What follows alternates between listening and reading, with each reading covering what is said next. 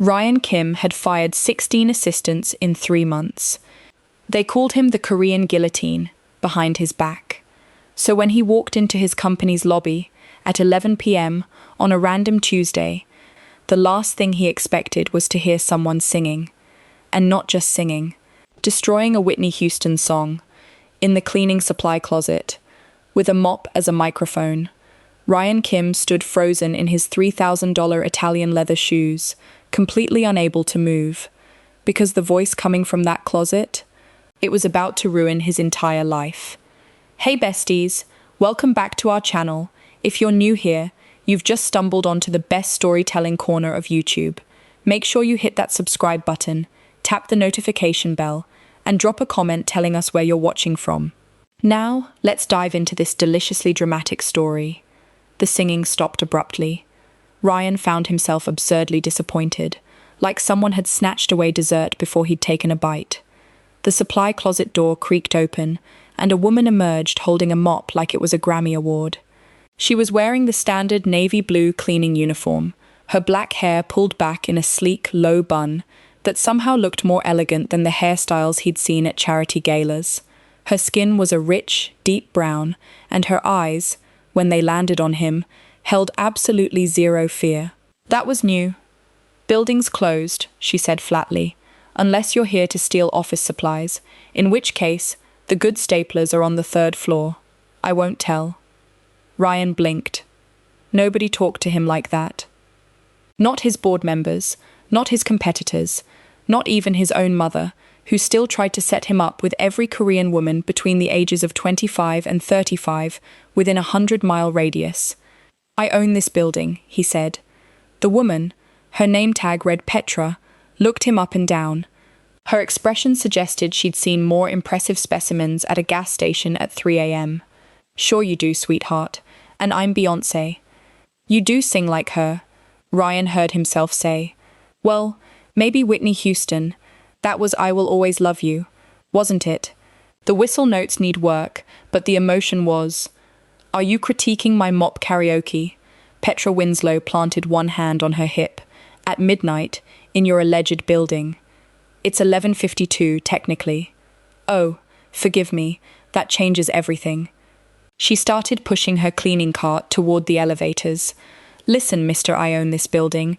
I've got 4 more floors to clean, an 8 a.m. shift at another job, and exactly 0 patience for whatever this is. So unless you want to grab a mop and help. What's your name? She paused, turned, raised one perfect eyebrow. It's on my shirt. Do they not teach reading at Rich People Academy? Ryan felt something strange happening to his face. It took him a moment to identify it. He was smiling. He hadn't genuinely smiled in approximately 14 months. Petra, he read. Petra what? Petra, none of your business. She jabbed the elevator button. Petra, go find someone else to bother. Petra, I have work to do. The elevator doors opened. She pushed her cart inside and turned to face him, finger hovering over the buttons. Word of advice, Mr. Building Owner. The next time you want to impress a woman, maybe don't do it while she's mopping your lobby at midnight. The power dynamic is weird. Also, your tie is crooked. The doors closed. Ryan looked down at his tie. It was, in fact, slightly crooked. He straightened it, still smiling like an idiot, and pulled out his phone. Get me everything on a cleaning staff member named Petra, he texted his head of HR. Works the night shift in the main building. I want her full file on my desk by 7 a.m. His phone buzzed 3 seconds later. Sir, it's midnight. Also, that seems like a potential HR violation. Also, are you okay? You never text with complete sentences. Ryan typed back, 7 a.m., and order flowers, the expensive kind. For whom, sir? Ryan paused, thumb hovering over the keyboard. I'll let you know when I figure it out. By 7:14 a.m., Ryan had slept approximately 45 minutes, consumed 3 cups of black coffee, and read Petra Winslow's employee file 17 times. There wasn't much in it. Name, Petra Winslow. Age, 25. Position, night cleaning staff. Emergency contact. Listed as not applicable. I'll handle it myself. He'd actually laughed out loud at that part, which made his assistant Jennifer drop her tablet in shock. In 18 months of working for him, she'd never heard him laugh. She'd started to suspect he was actually a very sophisticated robot. "Sir," Jennifer said carefully, retrieving her tablet, "you have a board meeting in 20 minutes, a conference call with the Seoul office at 9, and your mother called 6 times this morning. She says, and I quote, 'Tell my ungrateful son that Park Soo-young's daughter is a dentist and very flexible with her schedule. Cancel the board meeting.'" Jennifer's eye twitched. "Sir, we've already rescheduled 3 times. The board members are starting to question your commitment to reschedule the board meeting, keep the Seoul call, and tell my mother I'm unavailable for the next decade. Your mother also mentioned she has photos from your childhood that she will release to the media if you don't call her back." Ryan pinched the bridge of his nose. "Which photos?" "She mentioned something about a Batman costume and an unfortunate incident with a fountain." "Cancel the Seoul call too. I need to deal with this." Jennifer made a note on her tablet, then hesitated. "Sir, if I may ask, you seem different today. Did something happen?" Ryan thought about Petra Winslow and her mop microphone. He thought about the way she'd looked at him like he was a minor inconvenience rather than a business titan. He thought about the fact that she'd told him his tie was crooked and hadn't even flinched. "I met someone," he said. Jennifer dropped her tablet again.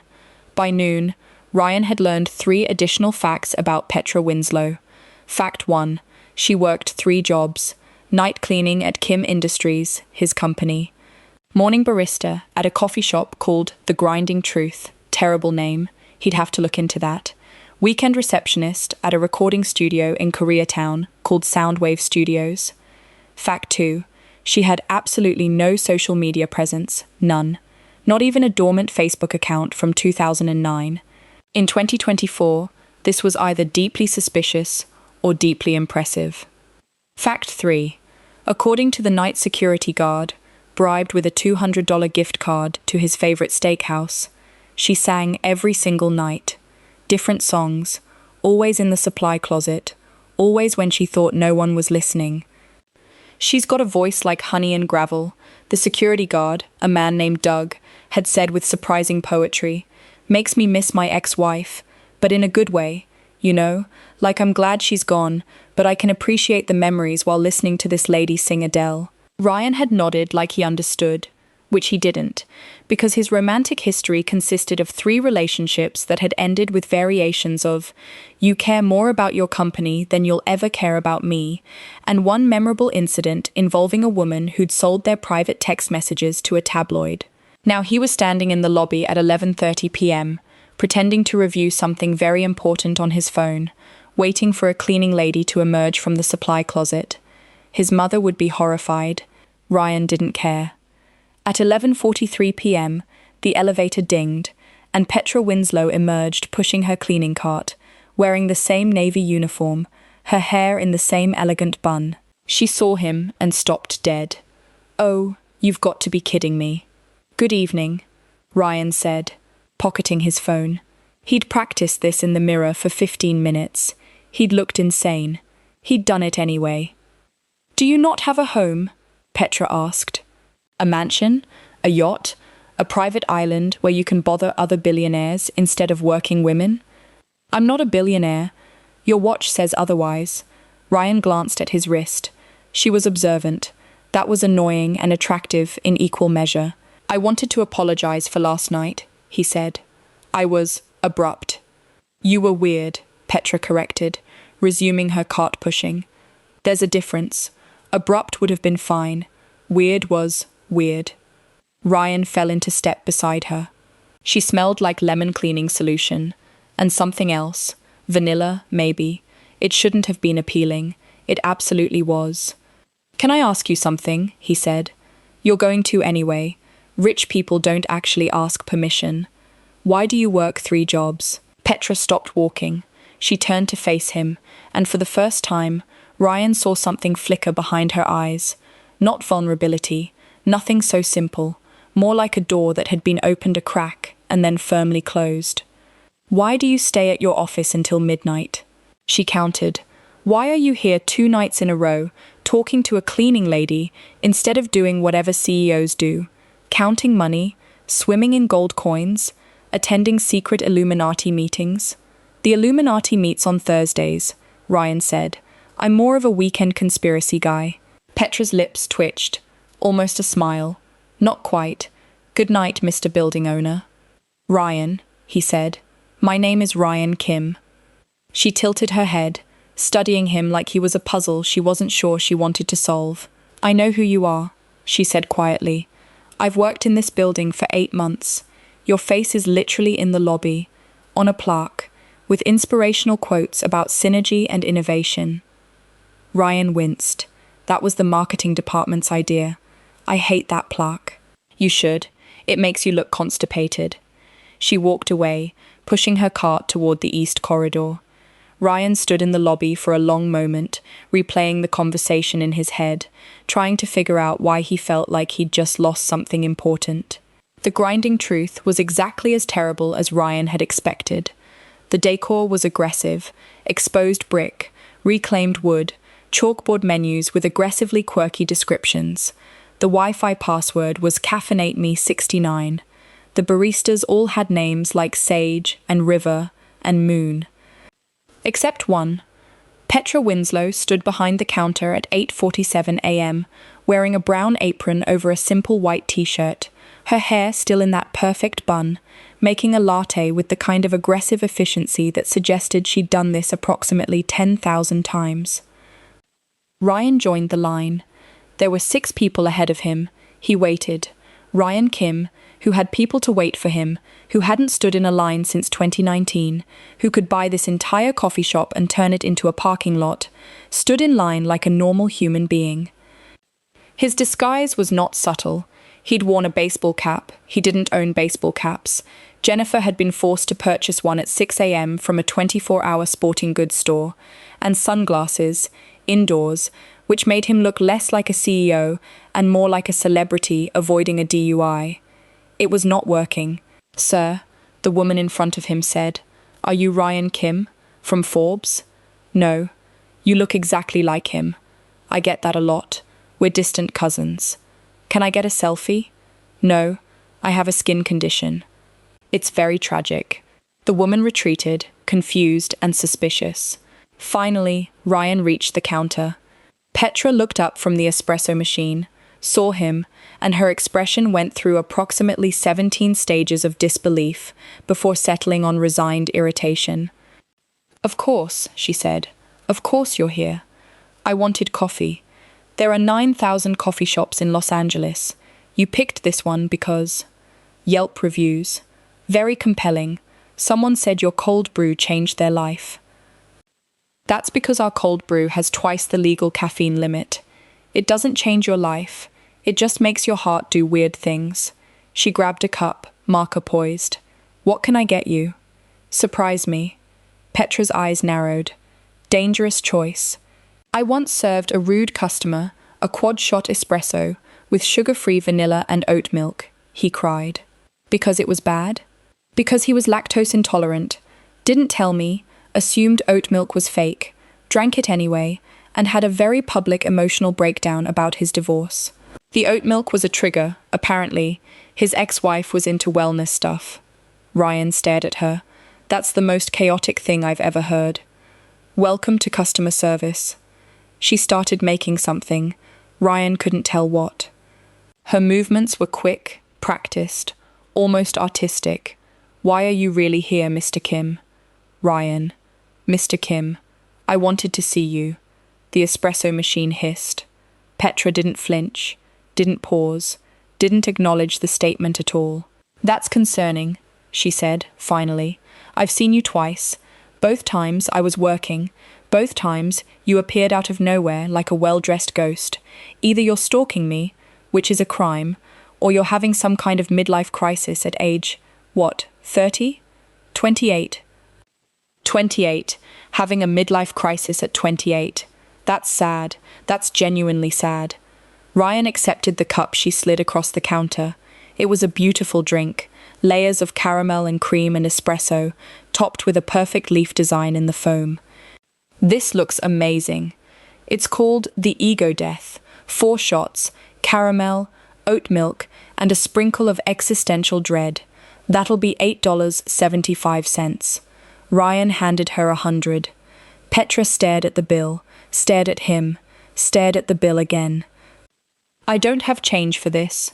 Keep it. That's a $91 tip. On a coffee. Consider it an apology. For what? For the stalking accusation, and the midlife crisis comment, and the fact that I'm about to ask you to dinner. The coffee shop went quiet. Or maybe it didn't. Maybe Ryan's brain just filtered out everything except Petra's face, the way her expression shifted from surprise to suspicion to something that looked almost like amusement. No, she said. No? No. I don't date customers. I'll stop being a customer. I also don't date billionaires. I told you, I'm not a... Your watch costs more than my car. Your baseball cap still has the price tag on it, and you're wearing sunglasses indoors, which is either a disguise or a medical condition. Either way, no. Ryan reached up, feeling the back of his cap. Sure enough, there was a tag.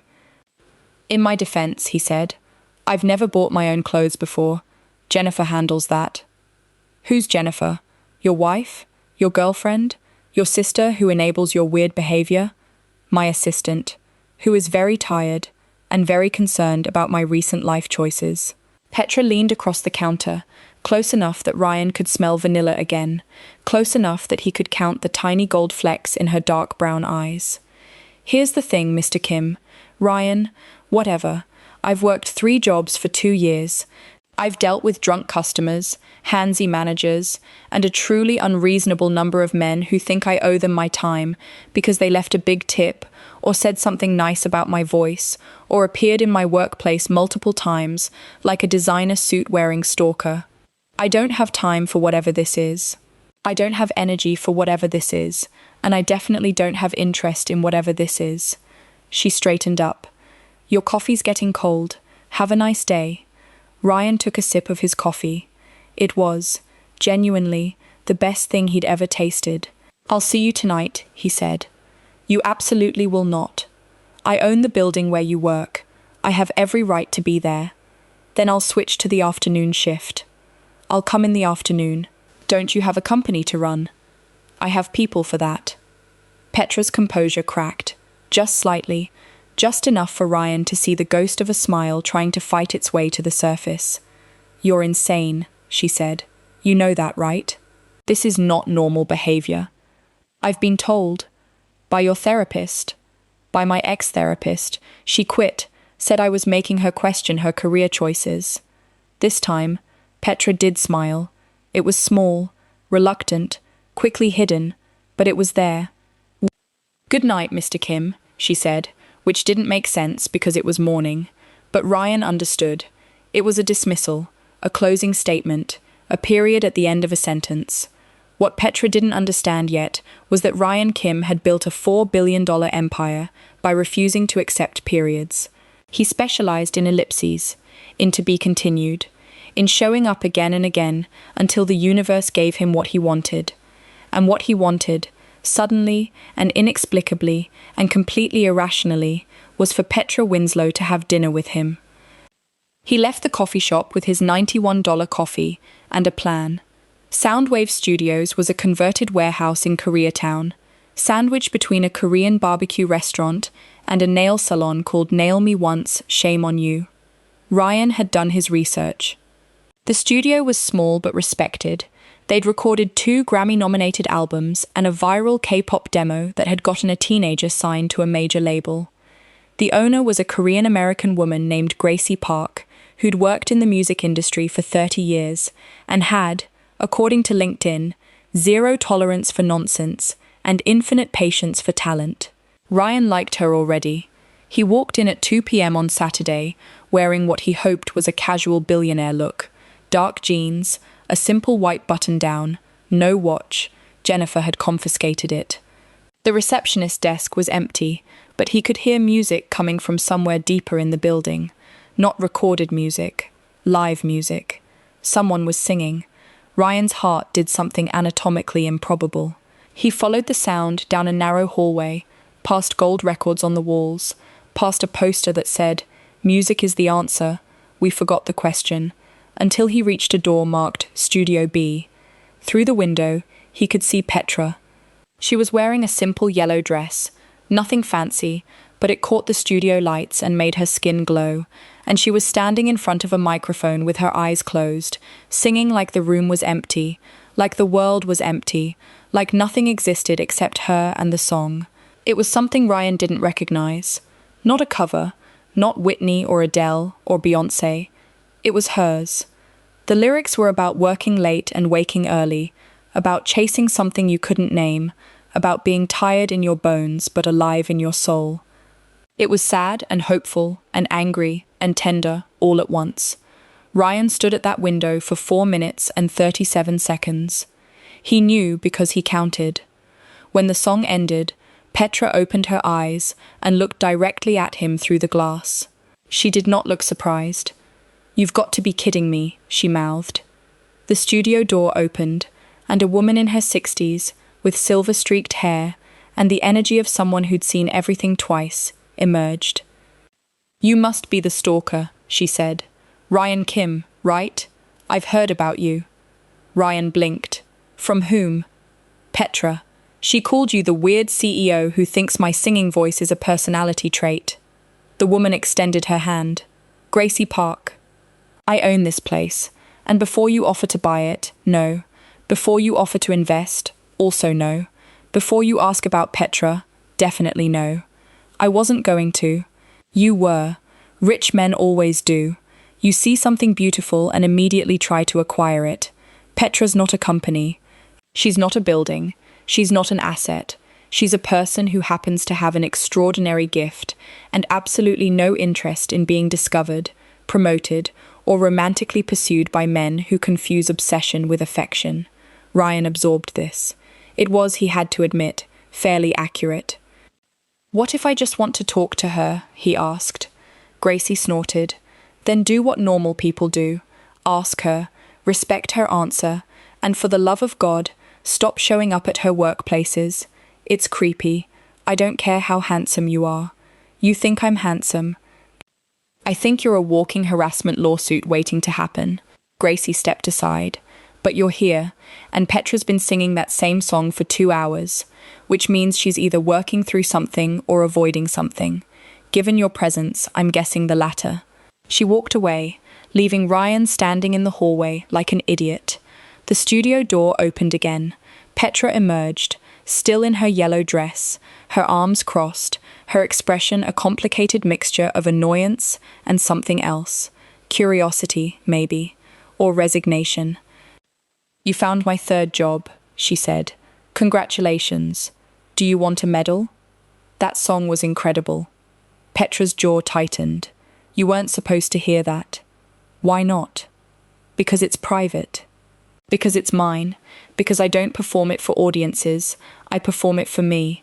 And now some billionaire CEO heard it while creeping outside the studio like a khaki-clad serial killer. Ryan looked down at his outfit. "I'm not wearing khakis. It's an expression." "It's not. No one says that. I say it.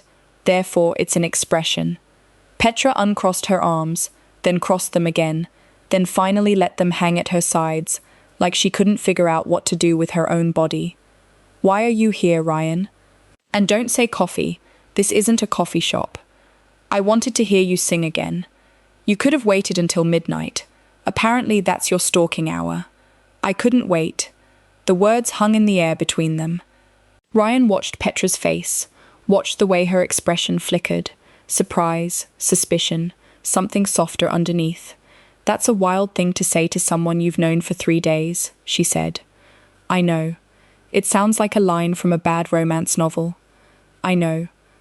The kind with shirtless men on the cover, and titles like The Billionaire's Forbidden Maid or Claimed by the CEO. Please stop. Make me."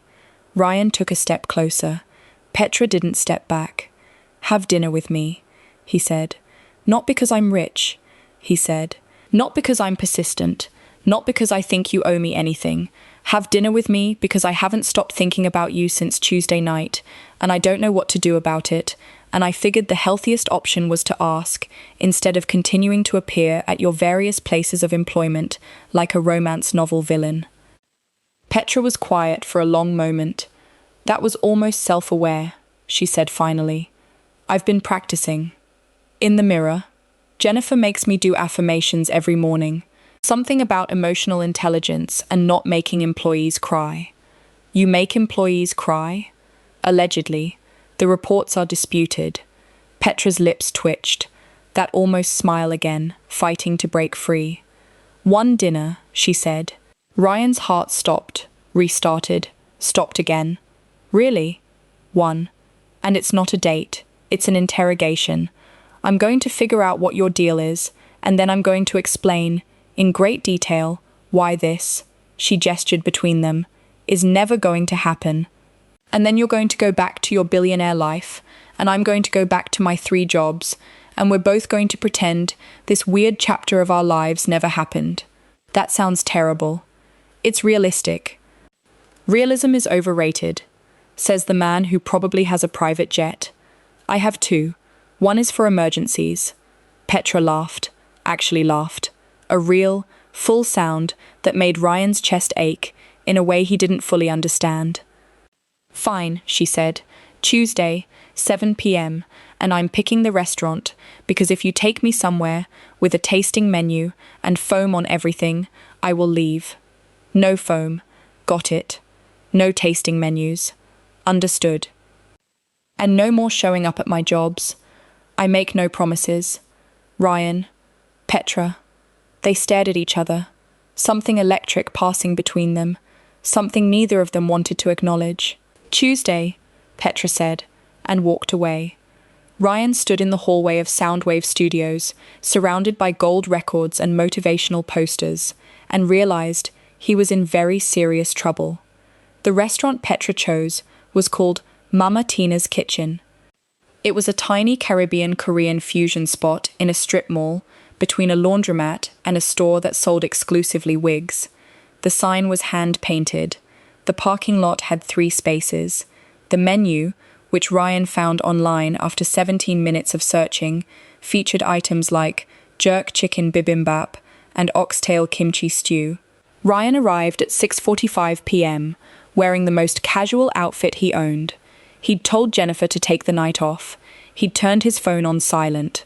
He'd even practiced small talk in the mirror, which had made him feel insane. Petra was already there, sitting at a corner table, with a glass of something pink and an expression that suggested she was already regretting her decision. She was wearing a coral pink blouse and simple jeans. No makeup that he could see, or maybe makeup so subtle, it looked like none. Her hair was down for the first time, falling past her shoulders in loose waves. Ryan forgot how to walk. You're early, Petra said as he approached. You're earlier. I was scoping out emergency exits, in case you turned out to be an actual serial killer. Do you find any? Kitchen, bathroom window, and a very aggressive-looking grandmother at table 4, who I'm fairly certain would intervene if necessary. Ryan glanced at table 4. A tiny elderly woman with bright pink hair winked at him. She's my backup, Petra said. Her name is Mrs. Rodriguez. She's 91, and she says you look too pretty to be trustworthy. I'm flattered and offended. You should be both. Petra gestured at the seat across from her. Sit, order, and then explain why the CEO of a $4 billion company has suddenly decided that a cleaning lady/barista/receptionist is worth his attention. Ryan sat. A waitress appeared, young, with a knowing smile, and handed him a menu. The oxtail stew is excellent, Petra said. The jerk chicken bibimbap is life-changing. The passion fruit soju is dangerous. I recommend all 3. I'll have what she's having. The waitress nodded and vanished. Silence. Petra took a sip of her pink drink. Her eyes never left his face. So, she said, the interrogation begins. Should I be nervous? You should be prepared. She set down her drink. Question 1. Why me? You could date models, actresses, heiresses, Women who actually exist in your tax bracket. Why are you wasting your time on someone who cleans your office floors? Ryan considered the question. He could give her a smooth answer, something charming, something flattering, something designed to make her like him. But something about Petra made him want to tell the truth. I don't know, he said. Petra blinked. That's your answer? It's the honest one. Ryan leaned forward. I've dated models. I've dated actresses. I dated an heiress once, and she spent the entire relationship comparing me to her horse. Apparently, we had similar temperaments. I'm not sure that's the compliment you think it is. It wasn't. The horse was notoriously difficult.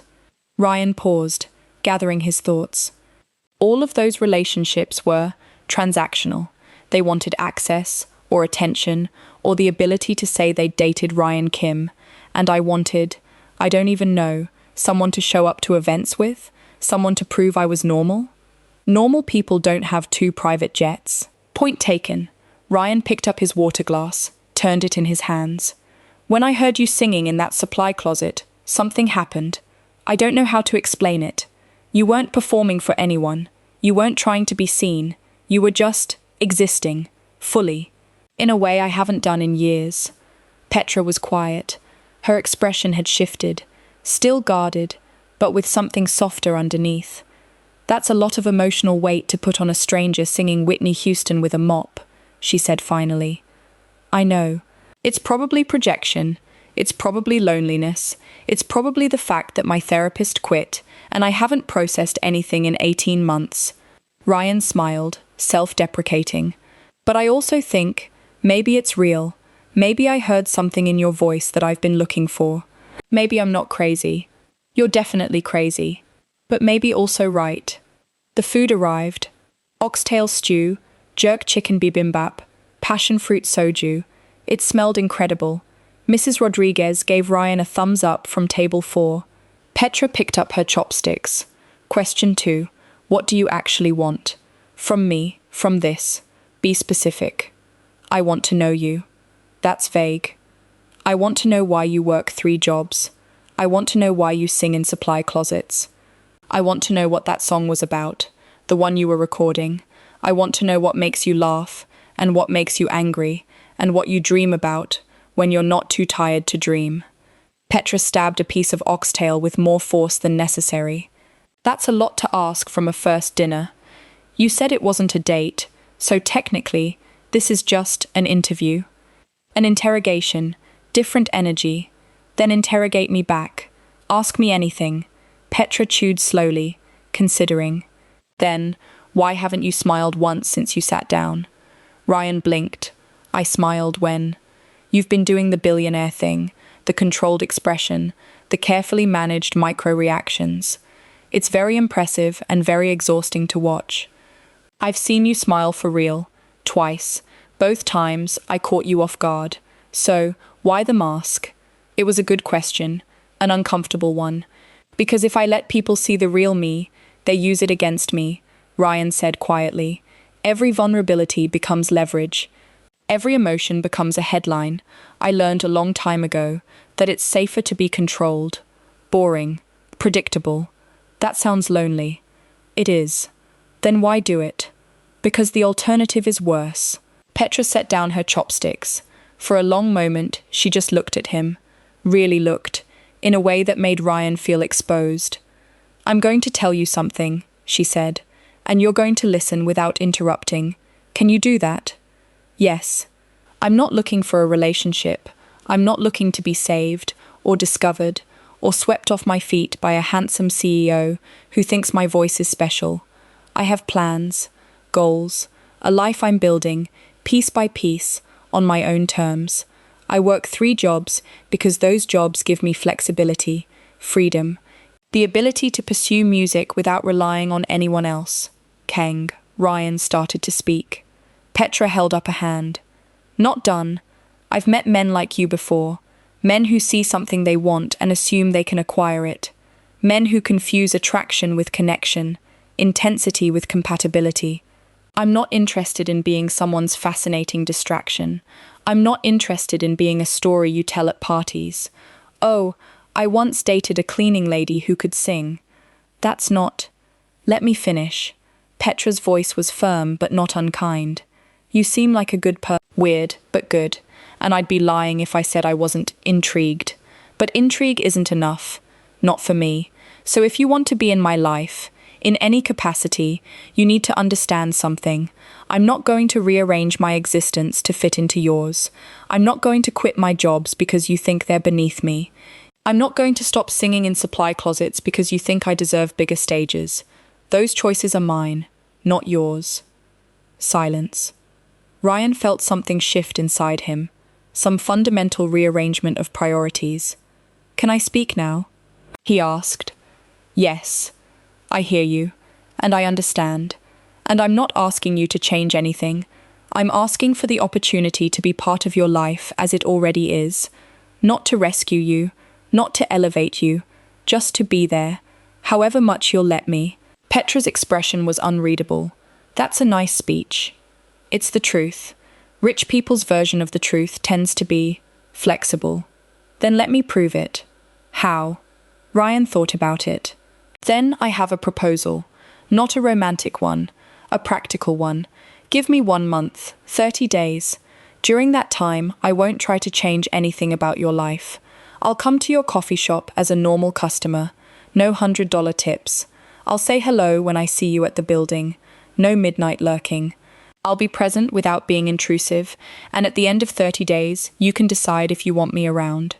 And if I decide I don't, then I'll respect that. Completely. No grand gestures, no showing up at your studio, no billionaire nonsense. I'll disappear. Petra studied him. You'd actually do that? Walk away? If that's what you wanted, yes. Rich people don't walk away, they acquire. Maybe I'm trying to be a different kind of rich person. Another long silence. Mrs. Rodriguez had abandoned her meal and was watching them with undisguised interest. The waitress had refilled their water 3 times, clearly hoping to overhear something good.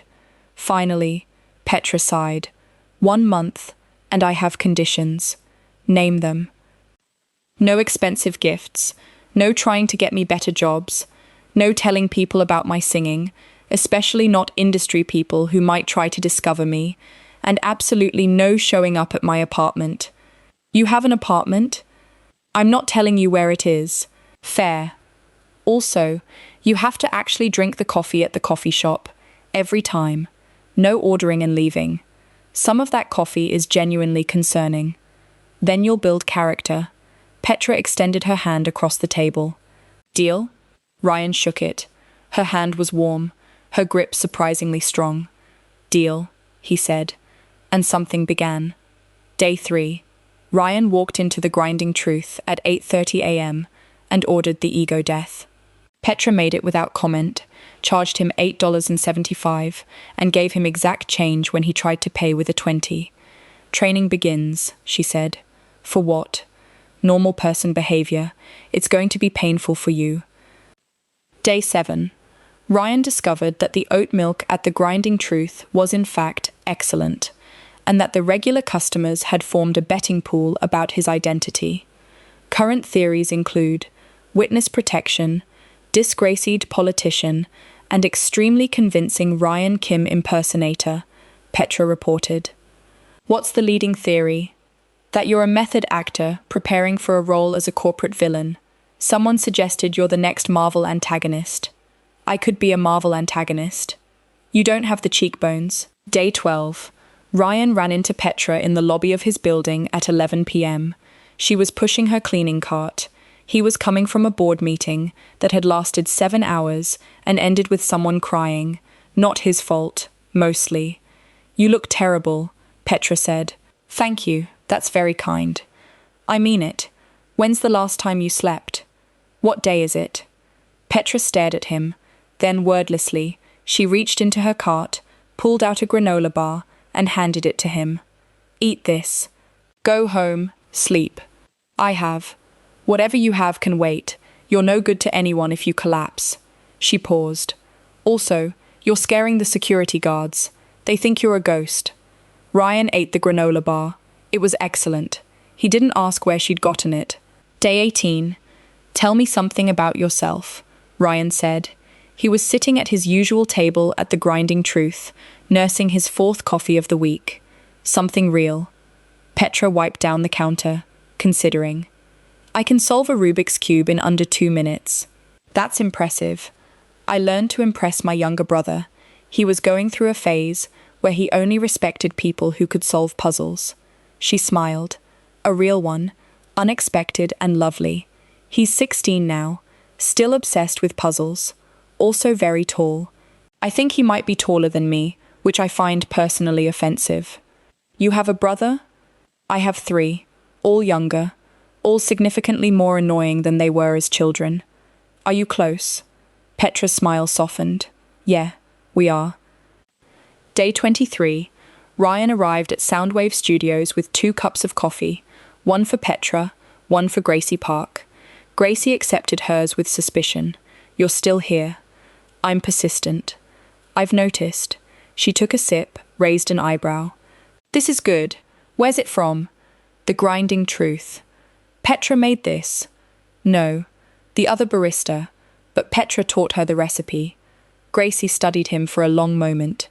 You know, when Petra first told me about you, I thought you were trouble. Classic predatory billionaire, using your money to corner a woman who couldn't afford to tell you no. And now? Now I think you might just be a regular idiot who doesn't know how to be normal. Gracie patted his arm, not unkindly. That's an upgrade, by the way. Day 27. Do you want to hear the song? Petra asked. They were sitting on the steps outside Soundwave Studios. It was 9 p.m. The Korean barbecue restaurant next door was pumping out smells of grilled meat and sesame. What song? The one you heard through the window. I finished it. Ryan's heart rate increased. You'd let me hear it? I'm thinking about it. Petra pulled her knees to her chest. I don't usually let people hear my stuff, especially not people who might have opinions. I promise not to have opinions. That's a lie. You're a CEO. You have opinions about everything. I promise not to express my opinions. Petra laughed. That real, full sound that Ryan had been chasing for almost a month. Better. She pulled out her phone, queued up a recording, and handed it to him with earbuds. If you hate it, lie to me, she said. I'm emotionally fragile. You're the least fragile person I've ever met. That's what I want you to think. In reality, I'm a mess. Ryan put in the earbuds. Pressed play. 3 minutes and 42 seconds later, he was trying very hard not to cry in public. Well? Petra asked. I have no opinions. You're literally crying. That's unrelated. Allergies. In October? Seasonal allergies. Very specific. Petra took her phone back, a small smile playing at her lips. So you liked it? I think it's the most beautiful song I've ever heard, Ryan said honestly. And I think you're wasted cleaning buildings and making coffee. And I know I promised not to have opinions, but I'm breaking that promise because you deserve to know. You're extraordinary. And whoever gets to share your music with the world someday is incredibly lucky. Petra was quiet for a long moment. Then she stood, brushing off her jeans. That's 3 days early, she said. What? The 30 days. That speech was very I want to be in your life energy. You're supposed to wait until day 30 for the big emotional moment. I couldn't help it. The song broke me. Petra smiled. Slow, genuine, transformative. You want to get dinner? There's a place down the street that does amazing kimchi fried rice. Is this a date? It's an extension of the interrogation. We're still gathering data. What kind of data?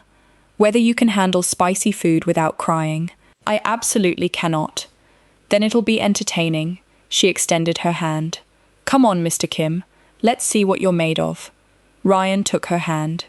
Things changed after that. Slowly at first, then all at once. The way falling always happens. Ryan started leaving the office at reasonable hours. He discovered that 6 p.m. existed, that there was a world outside spreadsheets and acquisitions, that his apartment had windows that faced west and caught the sunset in shades of orange and gold. He started sleeping. Real sleep, Not the 4-hour executive power naps he'd survived on for years, but actual 8-hour stretches where he dreamed about things other than profit margins. Jennifer noticed first. "Sir," she said one morning, "you're smiling." "Am I?" "You've been smiling for 3 weeks. The legal department is concerned. They think you've been replaced by a pod person. Tell legal I'm fine. Also tell them the Henderson contract needs revision. Clause 7 is ridiculous." "Yes, sir." Jennifer paused at the door. "Sir, whatever's happening, it suits you." What was happening was Petra. Petra, who texted him at random hours with observations like, "Just saw a man argue with a pigeon, pigeon won." Petra, who made him listen to obscure 90s R&B and judged him when he didn't know the lyrics. Petra, who fell asleep on his shoulder during a late-night movie and woke up pretending it had never happened. Petra, who was slowly, terrifyingly, becoming essential. "I think I'm in trouble," Ryan told his reflection one morning. His reflection, wisely, did not respond. The trouble became apparent at Gracie Park's birthday party. Gracie was turning 65, and Soundwave Studios was celebrating with a gathering that somehow combined karaoke, Korean barbecue, and what appeared to be a piñata shaped like a guitar. Ryan arrived with flowers, tasteful, not expensive, he was learning, and a card that Jennifer had helped him pick out. He was wearing jeans and a coffee brown sweater, looking almost like a normal person, feeling almost like one too. Petra met him at the door. She was wearing an orange wrap dress that made her glow, her hair loose and curling at the ends. "You came," she said. "You invited me. I wasn't sure you would. Rich people don't usually show up to strip mall parties. I'm not like other rich people." That's either the worst pickup line I've ever heard, or genuinely true. She took his arm, casual, natural, like she'd done it 100 times. "Come on, Gracie wants to meet you properly, without the stalker accusations." The party was wonderful, chaotic, human in ways Ryan's life hadn't been for years. He ate too much. He sang karaoke, badly, drunkenly, with Petra laughing beside him. He met Petra's co-workers, her friends, the regulars from the Grinding Truth who'd been betting on his identity. "I told them you were a method actor," Petra whispered, "for privacy reasons."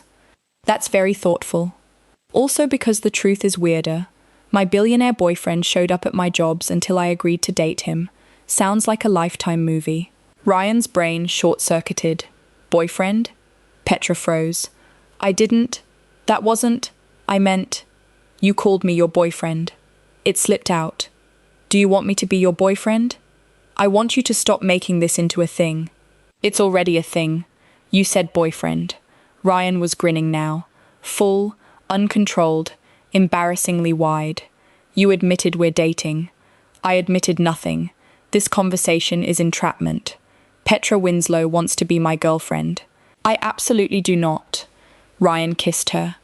Not a planned kiss, not strategic, not controlled, not any of the things Ryan Kim was supposed to be. Just a kiss, in the middle of a strip mall party, surrounded by karaoke and birthday cake, and the smell of Korean barbecue. Petra kissed him back. When they finally broke apart, Gracie Park was slow clapping from across the room. "Finally," she said. "I was starting to worry you'd both die of repression." The video went viral on a Thursday. Ryan didn't know about it until Jennifer burst into his office at 10 a.m., tablet in hand, face pale. "Sir," she said, "we have a problem."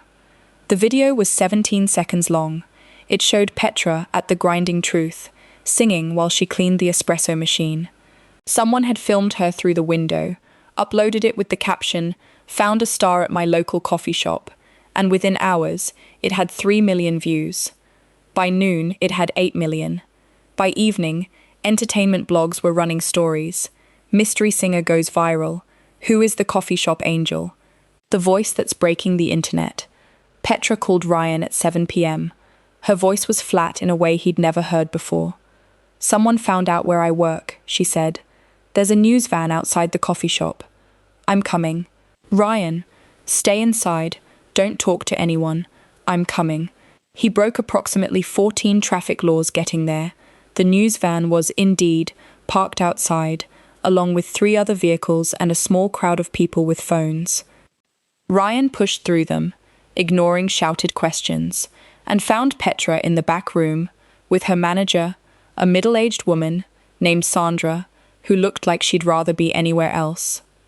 "This is insane," Sandra was saying. "We've had 50 interview requests. Record labels are calling. Someone from Universal left a voicemail." "I don't want any of it," Petra said. Her arms were crossed, her expression closed. "I didn't ask for this." "Honey, nobody asks for viral fame. It just happens." "Then make it unhappen." Ryan cleared his throat. Both women turned. "There's a back exit," he said. "I have a car. We can go somewhere quiet." Petra looked at him, really looked, for the first time since he'd arrived.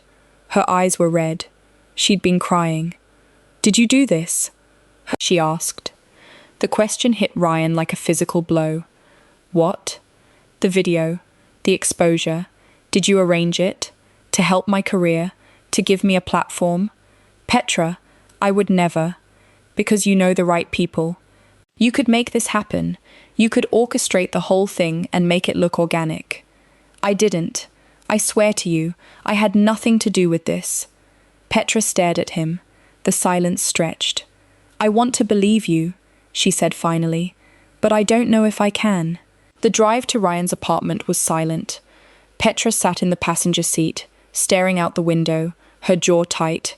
Ryan wanted to reach for her hand, to say something comforting, to fix this the way he fixed problems at work, with money, with resources, with the sheer force of his will. But some things couldn't be fixed like that. "I didn't do it," he said again, as they pulled into his building's garage. "I heard you the first time. Do you believe me?" Petra was quiet for a long moment. "Then, I believe you didn't do it on purpose, but I also believe that being with you comes with exposure I didn't sign up for. You're Ryan Kim. People take pictures of you eating lunch. They write articles about your haircuts. Dating you means dating that. Dating me means dating me. Not my public image. You don't get to separate those things." Petra finally turned to face him. "I've spent 2 years building a life on my own terms. 3 jobs, no social media, singing in supply closets because that's where I feel safe. And now, because some random person with a phone saw me through a coffee shop window, all of that is gone. It doesn't have to be gone. We can manage this. I have people." "That's the problem," Petra's voice cracked. "You have people. You have resources. You have solutions for everything. But this isn't your problem to solve, Ryan. It's my life, and I need to figure out how to live it without being managed by a billionaire who thinks money fixes everything." Ryan felt the words like shrapnel. "I'm not trying to manage you. You showed up at 3 of my jobs. You investigated me. You orchestrated our entire relationship like a business acquisition." Petra laughed. Bitter, unlike her. "Maybe you didn't leak the video, but you set the stage. You made me visible. You pulled me into your world, and now your world is consuming me. That's not fair. Maybe not, but it's true." Silence. Ryan stared at the steering wheel, trying to organize his thoughts, trying to find the words that would make this right. "What do you want me to do?" he asked finally. "I don't know." Petra's voice was small, exhausted. "I think I need space to figure out what I want, to deal with all of this." "Space. Yes. How much space?" Petra opened the car door. "I don't know, Ryan. Maybe a lot, maybe forever. Maybe just until I stop feeling like I'm drowning." She got out of the car. She didn't look back. The next 3 weeks were the worst of Ryan's life. He threw himself into work, the old coping mechanism, the familiar escape. 18-hour days, back-to-back meetings, projects he'd delegated years ago, reclaimed and micromanaged into oblivion. His board was thrilled. His employees were terrified. Jennifer, bless her, brought him coffee and said nothing about the shadows under his eyes. "Sir," she said one morning, "you have a visitor. I don't have any meetings until—" "It's not a meeting," Jennifer hesitated. It's Gracie Park. Gracie Park was sitting in his lobby, arms crossed, looking like a very elegant, avenging angel. "You look terrible," she said when he appeared. "Thank you. I've been practicing. Sit down." She gestured at the chair across from her. "We need to talk about Petra. Is she okay?" "No, she's miserable. She's been recording the same song for 3 weeks, and every version sounds like she's crying into the microphone." Gracie leaned forward. "What did you do?" "I existed." Apparently, that was enough. "Don't be dramatic." She told me about the fight, about the video, about her accusation. "She thought I leaked it." "Did you?" "No." Ryan's voice was sharp. "I would never do that to her." "I know," Gracie settled back. "I've spent 65 years reading people. You're many things, obsessive, intense, probably in need of therapy, but you're not manipulative, not about this." "Then why did she?" "Because she's scared." Gracie's voice softened. "Petra spent her whole life being invisible on purpose. It's safer that way. Easier. And then you showed up, and you saw her, really saw her, and that was terrifying enough. Add viral fame on top of it, and she panicked, blamed the easiest target. Me. You." Gracie sighed. "She knows it wasn't your fault. She's known for 2 weeks. But she's stubborn, and she's proud, and she doesn't know how to apologize." "She doesn't have to apologize." "Of course she does. She accused you of something awful. But she's also not wrong that your world is complicated. That being with you means being visible. That her life would change in ways she can't control." Ryan was quiet for a long moment. "What do I do?" "That depends. Do you love her?" The question shouldn't have been surprising. It was, after all, the obvious question, the one Ryan had been avoiding for weeks. "Yes," he said. "I think I've loved her since she told me my tie was crooked." Gracie smiled. "Then fight for her. Not by showing up at her jobs. We've discussed how creepy that is. Fight by proving you can be trusted. Fight by giving her the space she asked for, while making it clear you're still there. Fight by being patient." "I'm not very good at patient." "Learn." Gracie stood, gathering her bag. "One more thing. The video situation. I've been handling it. Turning down interviews, threatening legal action against the worst stalkers. But there's one offer that might actually help." "What kind of offer?" "A record label. Small, independent, run by a woman I've worked with for 20 years. They're not interested in making Petra famous. They're interested in helping her record an album on her own terms." "That sounds perfect." "It is. But Petra won't even discuss it. Says she doesn't want anything connected to the video." Gracie met Ryan's eyes. She needs someone to convince her that taking help isn't weakness. That building something with support isn't the same as being controlled. "And you think that someone is me?" "I think that someone needs to be her, but I also think she might listen to you." Gracie headed for the door, then paused. "Oh, and Ryan? The next time you want to woo a woman, maybe start with coffee and conversation. The workplace surveillance thing is genuinely unsettling." Noted. Ryan waited 2 more weeks. Then he did something he'd never done before. He wrote a letter. Not an email, not a text, an actual letter, on actual paper, in his actual handwriting, which was terrible. Jennifer had offered to transcribe, and he'd refused. "Dear Petra, I'm not good at this. Words, I mean. The personal kind. I can give speeches to thousands of people, but writing to one person feels impossible. I'm not going to apologize for who I am. I'm a CEO. I have resources. I live in a world with cameras and scrutiny and complications. That's not going to change. But I want you to know what I would change, if I could. I would change the fact that you felt unsafe, that you felt exposed, that something meant to be private became public without your consent. I would change the way I met you. Instead of showing up at your jobs like a well-dressed stalker, I would have, I don't know, joined a book club, taken a pottery class, something normal people do to meet other normal people. Except you're not normal. You're extraordinary. And I think part of me knew, that first night in the lobby, that I was meeting someone who would ruin me for anyone else." Gracie told me about the record label. She said you're afraid that taking the opportunity means letting the viral moment win, that you'd be capitalizing on something that hurt you. I understand that fear, but I also think you're wrong. Your voice isn't famous because of a 17-second video. It's famous because it's undeniable. Because anyone who hears it feels something they can't explain. Because you have a gift that deserves to be shared. Not because the internet demanded it, but because you choose to share it. That's the difference. Choice. You can choose to hide forever. You can choose to let this moment define you. Or you can choose to take control. To make music on your terms. Share it on your terms. Build something that belongs entirely to you. I don't want to be your manager. I don't want to be your producer. I don't even want to be your boyfriend, if that's not what you want. I just want to be there, however much you'll let me. If you never want to see me again, I'll respect that. But if there's any chance, any possibility, that you might want to try again, I'll be at Mama Tina's kitchen on Saturday at 7 p.m, corner table, ordering oxtail stew and waiting. Whatever you decide, I hope you know, meeting you was the best thing that ever happened to me. Ryan. He sent the letter on Tuesday. He waited. Saturday arrived.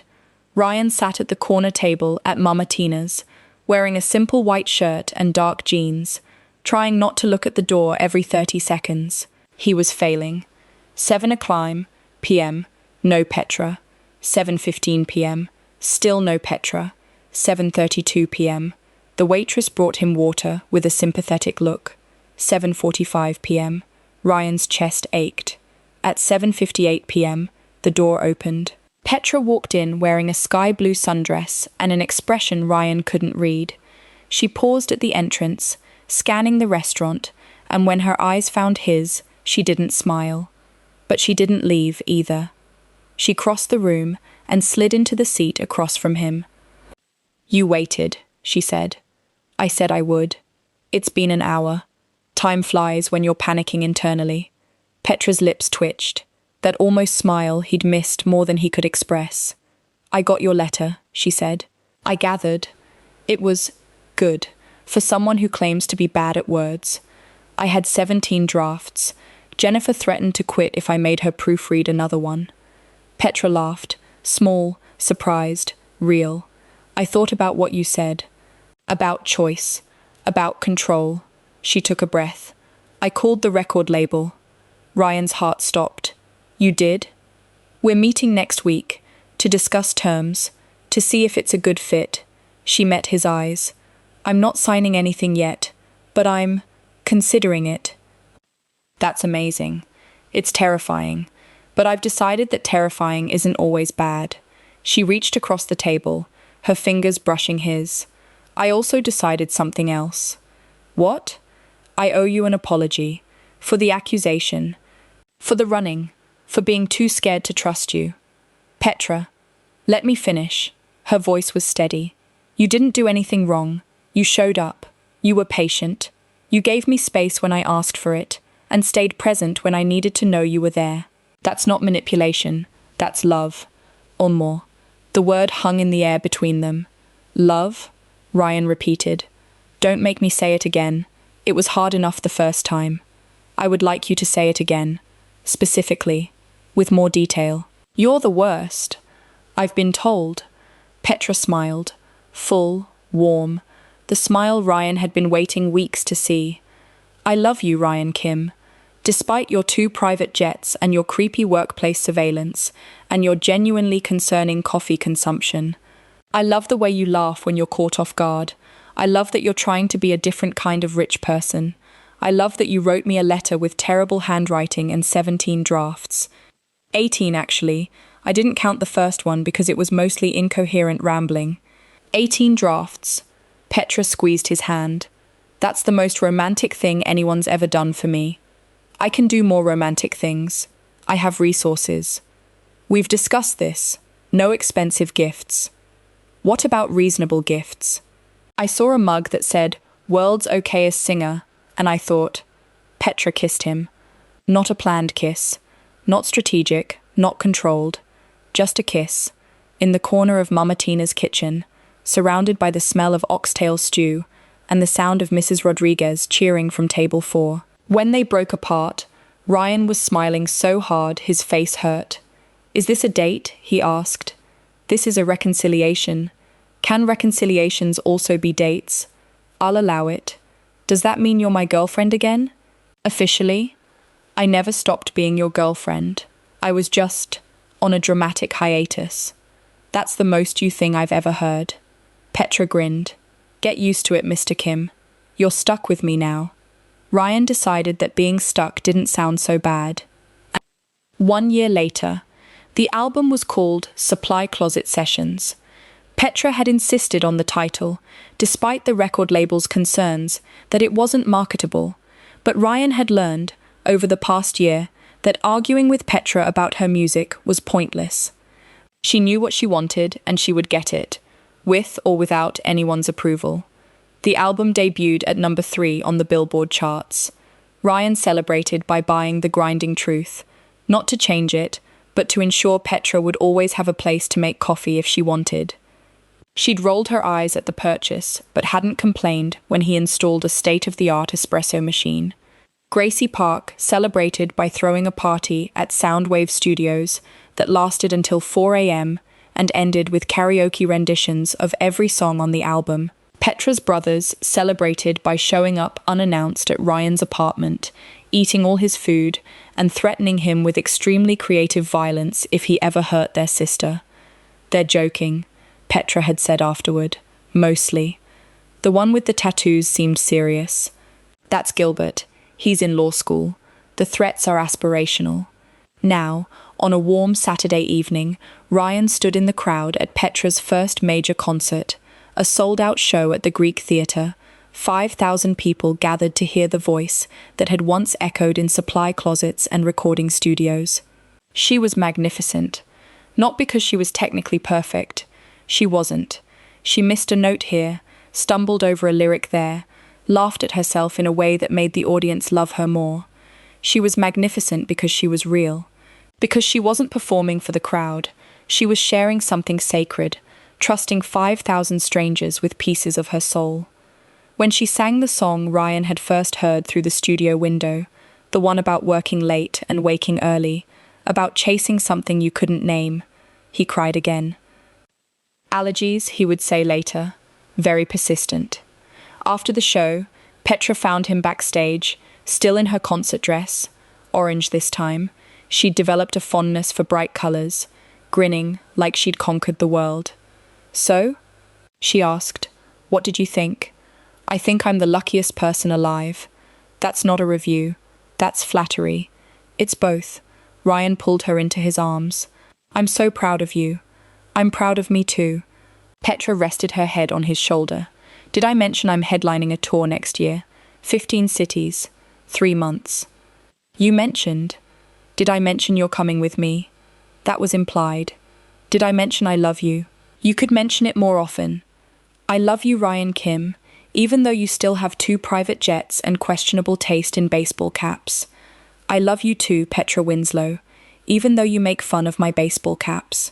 They stood like that for a long moment, surrounded by the chaos of backstage, crew members rushing, equipment being moved, photographers asking for one more shot. "What happens now?" Ryan asked. Petra lifted her head, eyes sparkling. "I'm thinking oxtail stew. It's midnight. Mama Tina's is open late for concert nights. Mrs. Rodriguez promised to save us a table. She's still there. She's 92 now. She says she's not dying until she sees us get married." Ryan's heart stuttered. "Married?" Petra smiled, that slow, knowing smile that had ruined him from the very beginning. "Eventually," she said, "if you play your cards right." "What cards are those?" "I don't know. I'm making this up as I go." She took his hand. "But I think we're doing okay so far, don't you?" Ryan thought about supply closets and midnight lobbies, about coffee shops and recording studios, about letters with terrible handwriting and dinners that were definitely dates. "Yeah," he said, "I think we're doing okay." And they were.